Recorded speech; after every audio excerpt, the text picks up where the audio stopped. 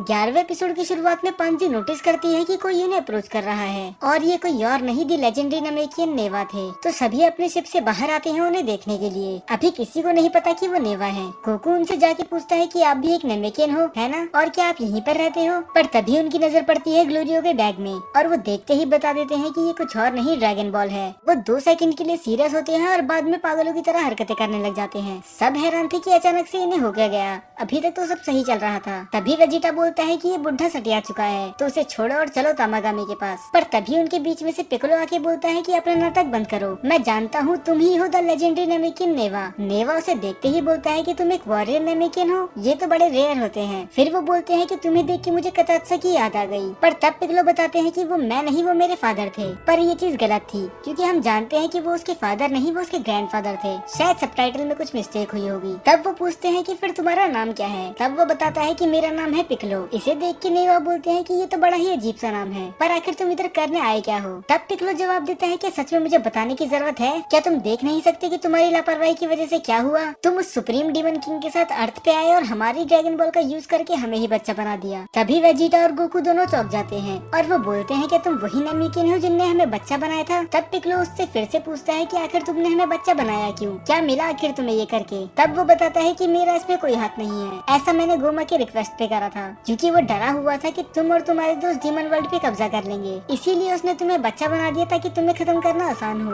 तब पिकोलो फिर से बोलता है कि तुम्हें पता था कि वो डेंडे को भी अपने साथ लेके जाएगा? तब नेवा बोलते हैं हाँ, ये मैंने पहले ही प्रेडिक्ट कर लिया था क्योंकि अगर वो डेंडे को अपने साथ ले गया तो तुम लोग कभी अर्थ के ड्रैगन बॉल का यूज कर ही नहीं पाओगे। तब पिकोलो और भी ज्यादा गुस्सा हो जाता है कि क्या होता अगर उसने डेंडे को मार दिया होता? क्या तुम में सच में दया नाम की कोई चीज नहीं है? दरअसल पिकोलो इतना गुस्सा इसीलिए है क्योंकि नेवा एक नेमेकियन होने के बाद भी एक नेमेकियन के खिलाफ गया और बस इतना ही नहीं, वो एक लेजेंडरी नेमेकियन है तो शायद पिकोलो उसे अपना आइडल भी मानता होगा और उसने कभी नहीं सोचा होगा कि नेवा ऐसा निकलेगा। तब नेवा बोलता है कि वो ऐसी बड़ी गलती कभी नहीं करेगा क्योंकि नेमेकियन बहुत ही ज्यादा वैल्यूएबल होते हैं और गोमा चाहे कितना बड़ा बेवकूफ भी क्यों ना हो, ये बात तो उसे भी पता है। पर एक चीज है जो मैं भी प्रेडिक्ट नहीं कर पाया, मुझे लगा नहीं था कि तुम सच में इस वर्ल्ड में आके ड्रैगन बॉल कलेक्ट करोगे। तब नेवा उनसे पूछते हैं तो आखिर तुमने कितनी ड्रैगन बॉल कलेक्ट कर ली? तब गोकू बताता है कि फिलहाल तो हमारे पास एक ही है पर हम दूसरे तामागामी के पास जा ही रहे थे। तब नेवा बोलता है कि मुझे अभी भी यकीन नहीं हो रहा कि तुमने तीसरे तामागामी को हरा दिया। मैंने सच में नहीं सोचा था कि तुम बच्चे बनने के बाद भी इतने पावरफुल हो गए। तभी पांजी को रियलाइज होता है कि ये कौन है। फिर वो चिल्लाते हुए बोलती है कि रुको, क्या तुम ही हो जिनने तामागामी को बनाया था? तब नेवा हंसते हुए बोलते हैं कि हाँ, वो मैं ही हूँ। तब पांजी बोलती है कि अगर तुम इतने स्ट्रॉन्गेस्ट वॉरियर बना सकते हो तो तुम तो गोमा को अकेले ही हरा दोगे, तो तुम किस बात का इंतजार कर रहे हो? तब नेवा बताते हैं कि नेमेकियंस को अपनी पावर का यूज फाइट और वॉर्स के लिए नहीं करनी चाहिए और सभी लोग पिकोलो को देखने लग जाते हैं और वो उन सभी पे चिल्लाते हुए बोलता है कि मुझे इस नजरों से मत देखो।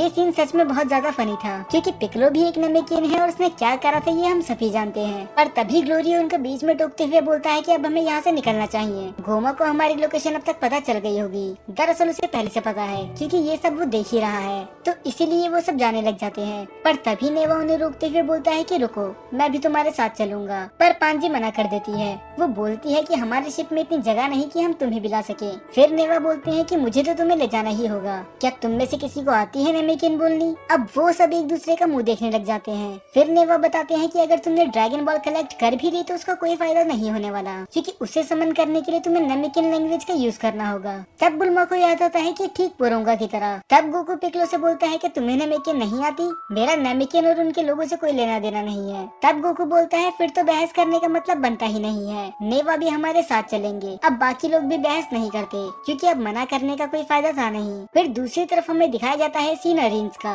जो कू के साथ मारबा की लैब में होती है। मारबा उसका मजाक उड़ाते हुए बोलती है कि तुम लड़ाई से कुछ ज्यादा ही जल्दी आ गए। ये सुन के अरिंस बहुत ही ज्यादा डिसअपॉइंट होती है। पर तभी कू खड़े होते हुए बोलता है कि मैंने पहले ही सेंस कर लिया था कि वो बहुत ज्यादा खतरनाक है तो मैं सही समय पे पीछे हट गया, देखा ना कि मैं कितना समझदार हूँ। पर तभी वो बोलती है कि इसमें प्राउड होने की कोई बात नहीं है, तुमने कोई महान काम नहीं करा है। फिर वो मारबा की तरफ देखते हुए बोलती है कि शायद हमने माजिन बू के एसेंस का बहुत ज्यादा कम यूज करा था। मारबा माजिन कू की तरफ देखती है और वो समझ जाती है कि ये गलत नहीं बोल रही क्योंकि उसे भी पता है कि ये जोकर किसी काम का नहीं। तो इस बार मारबा माजिन बू का पूरा फ्रैगमेंट ही उसी में डाल देती है इस उम्मीद में कि इस बार कुछ अच्छा बने। तब मारबा उन्हें देती है साइबरमैन सीड और वो बोलती है कि इस बार तुम इसे 10 सेंटीमीटर नीचे दबाना। पर अरीन साफ मना कर देती है। वो बोलती है कि ये हमारा लास्ट चांस है, तो हम रिस्क नहीं ले सकते, तो मैं उसे 20 सेंटीमीटर नीचे दबाऊंगी। अगर आप में से कुछ लोग भूल चुके हैं कि इसका मतलब क्या है, तो मैं आपको फिर से बता देता हूँ। दरअसल जितनी नीचे ये सीट दबाएंगे मार्जिन उतना ही पावरफुल बनेगा, पर इसमें कुछ फ्लॉज भी हैं, क्योंकि उसके बाद उस मार्जिन को कंट्रोल करना भी उतना ही मुश्किल होगा।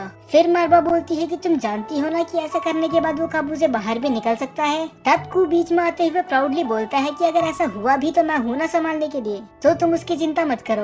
तब अरिंस बोलती है कि तुम तो अपना मुंह बंद ही रखो, चाहे मार्जिन को उतना पावरफुल नहीं है, पर अब धीरे धीरे मुझे ये पसंद आने लगा है। तब अरिंस बोलती है कि मुझे पता है कि वो मार्जिन हाथ से बाहर निकल सकता है, पर अगर मुझे तामागामी को हराना है तो मुझे रिस्क लेना ही होगा। तब बुल्मा नेवा से थोड़ी बातचीत करती है। वो बोलती है क्या तुम इधर अकेले रहते हो? तब वो बोलता है हाँ, तुम ऐसे कह सकती हो। फिर सुप्रीम काय बोलते हैं कि तुम बाकी नेमिकेंस के साथ क्यों नहीं गए? फिर वो बोलता है कि मुझे यहीं पर अच्छा लगता है और मैं इस जगह को उन लोगों के लिए सेफ रखना चाहता हूँ जब वो लोग वापस आएंगे। अब ये सुन के तो मुझे इसके लिए बहुत बुरा लगा था, क्योंकि वो हजारों सालों से अपने लोगों का वेट कर रहा है, पर आज तक कोई नहीं आया। तब बुल्मा पूछती है कि आपने तामागामीज बनाई क्यों? क्योंकि अर्थ पे भी ड्रैगन बॉल्स है और प्लेनेट नामिक पे भी, पर उन दोनों को भी कोई ऐसी चीज प्रोटेक्ट नहीं कर रही थी। तब वो बताते हैं कि ड्रैगन बॉल्स पे बुरे लोगों की नजर पड़ चुकी थी और वो इसका यूज अपनी इवल विश के लिए करना चाहते थे, तो इसीलिए मैंने तामागामीज को बनाया ताकि उसको बस वही यूज करे जो वर्दी हो। अब इसके बाद गोकू थोड़ा बोर होने लग जाता है। वो बोलता है कि ये शिप तो बहुत ज्यादा स्लो है, अगर हम गोमा की आर्मी की शिप यूज कर रहे होते अब तक तो हम पहुंच भी जाते।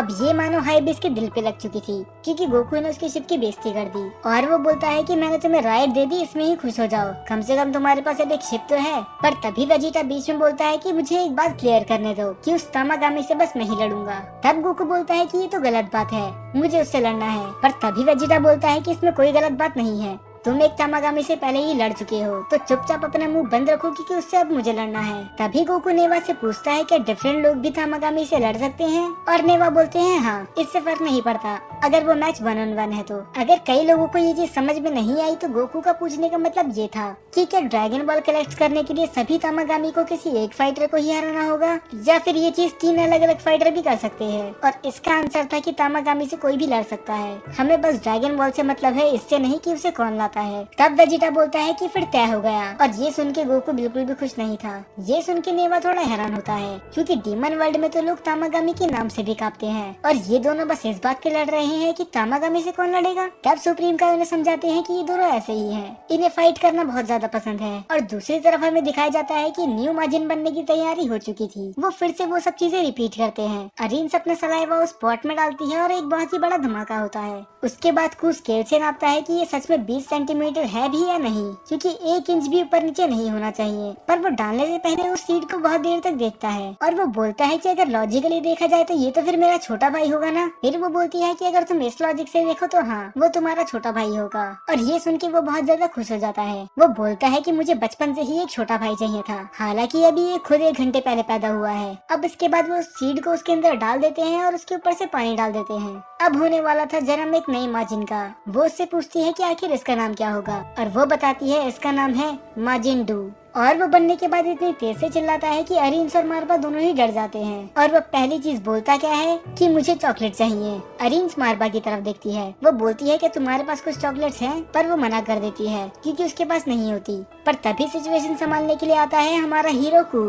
वो बोलता है कि मुझे कुछ पैसे दो, मैं अभी दुकान से वो लेके आता हूँ। और अरिन्स उसे पैसे दे देती है और वो कुछ ही सेकंड बाद वापस भी आ जाता है। तो ये उतना यूजलेस नहीं है जितना मुझे लग रहा था। और वो 2 चॉकलेट्स लेके आया था, एक अपने लिए और एक अपने भाई के लिए। मार्जिन अपने चॉकलेट तो खा ही लेता है और वो बाद में उसकी तरफ भी देखता है, पर एक बड़ा भाई होने के नाते वो उसे तोड़ के अपनी आधी चॉकलेट ऑफर करता है, पर वो एक के बदले उसकी दोनों चॉकलेट ही खा जाता है। भलाई का तो जमाना ही नहीं रहा। अब वो दोनों चॉकलेट्स खाने के बाद अरिन्स के पास जाता है और वो बोलता है कि आखिर मेरा काम क्या है, मुझे बनाया किस लिए गया है। फिर वो बोलती है कि तुम्हें तामागामी से लड़कर उससे ड्रैगन बॉल लेनी है। इस बार मारबा को तो पूरा भरोसा होता है कि ये तामागामी को हरा देगा, पर अरिन्स को अभी भी थोड़ा डाउट था। फिर हमें दिखाया जाता है कि वो सभी तामागामी के पास पहुंच जाते हैं और डू चैलेंज करता है तामागामी नंबर 1 को। और सच में ये मार्जिन कू से ज्यादा ताकतवर था। तामागामी भी उसके मूव्स प्रिडिक्ट नहीं कर पा रहा था कि आखिर ये करना चाह क्या रहा है, और उसके सारे अटैक परफेक्टली उसे लग रहे थे। हालांकि वो भी बीच में जोकरों वाली हरकतें करता है, पर वो पिछली फाइट से तो बिल्कुल बेहतर था। और दूसरी तरफ हमें दिखाया जाता है कि वो लोग भी तामागामी नंबर 2 के पास पहुंच चुके होते हैं। पर तभी पांजी को वेजिटा के बारे में थोड़ी चिंता होती है वो बोलती है कि तामागामी बहुत ही ज्यादा स्ट्रॉन्ग फाइटर होते हैं, तो मुझे नहीं पता कि वेजिटा कितना स्ट्रॉन्ग है, पर मुझे लग तो नहीं रहा कि ये गोकू जितना स्ट्रॉन्ग होगा। पर बुल्मा बोलती है कि तुम इसकी चिंता मत करो, वो संभाल लेगा। तभी वेजिटा जाता है तामागामी नंबर 2 के पास और वो बोलता है कि मुझे तुमसे लड़ना है और ड्रैगन बॉल चाहिए। पर तामागामी उसे देख के थोड़ा हैरान होता है। वो बोलता है कि बच्चे तुम घर जाके अपनी मम्मी का दूध पियो, ये कोई बच्चों की खेलने की जगह नहीं है। पर वेजिटा बोलता है कि तुम ये चीज बोलने के लिए बहुत ज्यादा पछताओगे। पर तामागामी एक स्माइल करता है, उसे लगता है कि बस एक छोटा बच्चा उसके मजे ले रहा है। पर तभी उसकी नजर पड़ती है अपने क्रिएटर नेवा पे और ये समझ जाता है कि ये कोई मजाक का टॉपिक नहीं है, ये बच्चा सच में सीरियस है। तो फिर वो फाइट के लिए मान जाता है और उन दोनों के बीच का घमासान युद्ध शुरू हो जाता है। और उसको लड़ता हुआ देख तो पांजी भी उसकी फैन बन गई थी। वो बोलती है कि ये तो बहुत ही ज्यादा अमेजिंग है। तब बुल्मा बताती है कि अभी तो उसने लड़ना स्टार्ट भी नहीं करा है, वो बस वार्म अप ही कर रहा है। पर तामागामी भी कुछ कम नहीं था, वो वेजिटा के फेस पे एक स्क्रैच करता है और उसके खून निकलने लग जाता है। और तभी सीन शिफ्ट होता है माजिन डू की तरफ, जो अभी भी तामागामी नंबर 1 पे भारी पड़ रहा था।